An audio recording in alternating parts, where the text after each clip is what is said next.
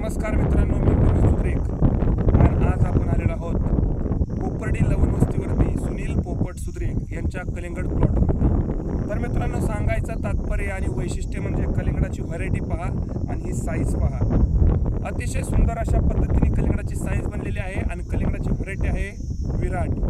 तर मित्रांनो, आपण सुरुवातीला कलिंगडाचा प्लॉट मेलोडी जातीचं व्हरायटीवरती लागवड केली आणि ती प्लॉट गेल्याच्या नंतर आम्हाला सूर्यवंशी साहेब कॅरॉन यांनी सांगितलं तुम्ही परत लागण करा कलिंगडाची।